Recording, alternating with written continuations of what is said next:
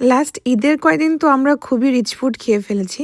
তাই আমার খুবই চিকেন চাউমিন খেতে ইচ্ছে করছিল। তাই ভাবছিলাম যে বাসায় বানিয়েও ফেলি আর আপনাদের সাথে শেয়ার করি। তো চিকেন চাউমিনটা সবাই কম বেশি হয়তো বানাতে পারে। তো আমি যেভাবে বানাই আমি আজকে সেটা শেয়ার করলাম। যদি কারোর পছন্দ হয় তাহলে অবশ্যই বাসায় ট্রাই করবেন আর আমাকে জানাবেন কেমন হয়েছে।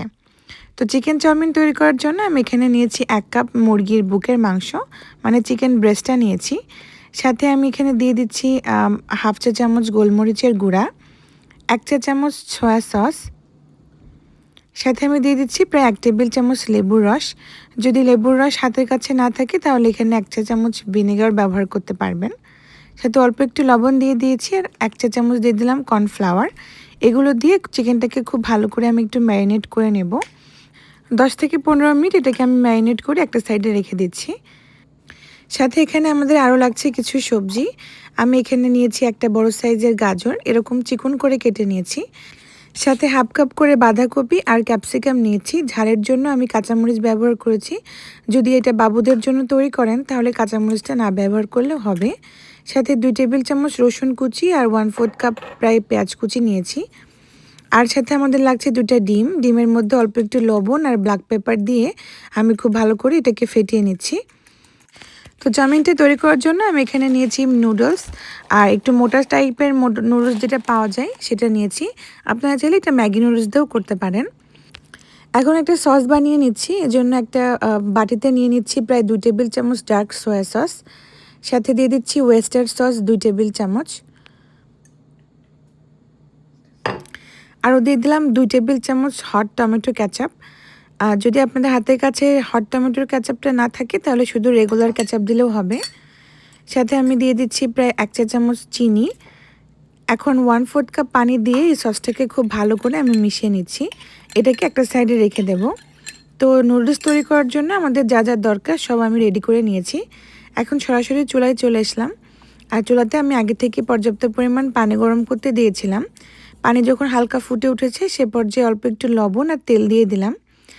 এখন নুডলসগুলোকে দিয়ে খুব ভালো মতো এটাকে সেদ্ধ করে নেব। তো প্যাকেটের ইনস্ট্রাকশন অনুযায়ী আপনারা সেদ্ধ করে নেবেন। তো আমার প্যাকেটের মধ্যে 4টা ব্লক এরকম নুডলস ছিল, সেখান থেকে আমি 2টা রান্না করছি। তো 2টা আমি খুব ভালো মতো একটু ফুটিয়ে নিচ্ছি। প্রায় 3 থেকে 4 মিনিট মতো এটাকে ভালো মতো কুক করে নিলে এরকম নুডলসটা সুন্দর হয়ে যাবে। তো বেশি একদম ভর্তা করা যাবে না, এতে করে চাউমিনটা খেতে ভাল লাগবে না। তো যখন হালকা হালকা শক্ত শক্ত থাকবে সে পর্যায়ে এটাকে আমি নামিয়ে নেব আর ঠান্ডা পানি দিয়ে ধুয়ে নেব, যাতে অতিরিক্ত গরম ভাবটা কমে যায়। আর নুডলসগুলো যেন একটার গায়ের সাথে একটা লেগে না যায়, তো এই জন্য পানি দিয়ে ধুয়ে নেবেন। তো এখন চাউমিনটা তৈরি করার জন্য একটি ছড়ানো পাত্র নিয়েছি আর পাত্রটা গরম হয়ে গেলে এখানে দিয়ে দিলাম প্রায় 2 টেবিল চামচ তেল আর আগে থেকে ফেটিয়ে রাখা ডিমটা দিয়ে দিলাম। ডিমটা দিয়ে এই তেলের সাথে খুব ভালো করে একটু ভেজে নেব, মানে স্ক্র্যাম্বল এগের মতো একটু স্ক্র্যাম্বল করে নেব। এভাবে যদি স্ক্র্যাম্বল করে নেন তাহলে নুডলসের উপরে ডিমগুলো দেখতে খুব সুন্দর লাগে। আর যদি এমনি ভেজিটেবলের সাথে মিশিয়ে দেন তাহলে ডিমগুলো বোঝা যায় না। তো এখন ডিমগুলোকে উঠিয়ে রেখে সে একই প্যানে আমি দিয়ে দিলাম রসুন কুচি আর পেঁয়াজ কুচি।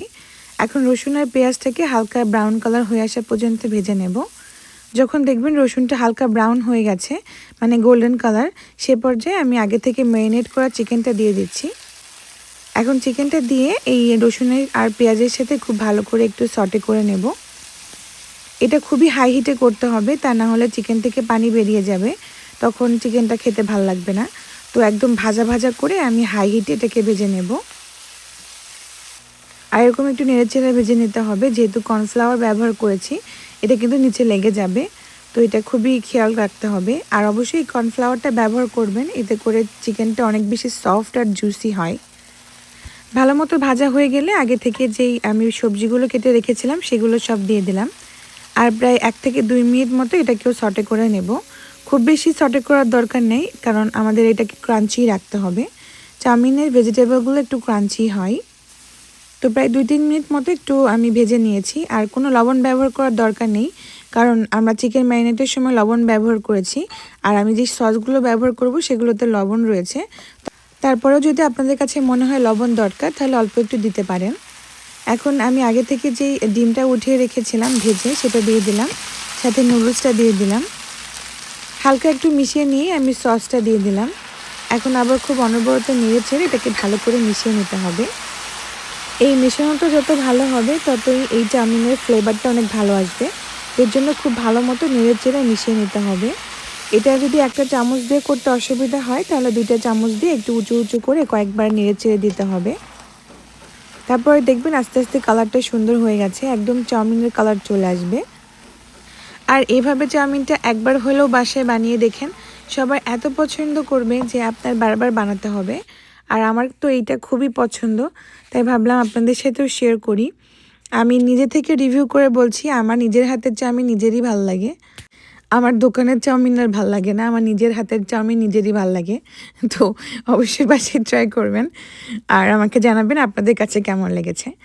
তো আজকের মতো এ পর্যন্তই। তাহলে সবাই ভালো থাকবেন আর আমার পরিবারের জন্য অনেক অনেক দোয়া করবেন। দেখা হবে নেক্সট ভিডিওতে। আল্লাহ হাফিজ।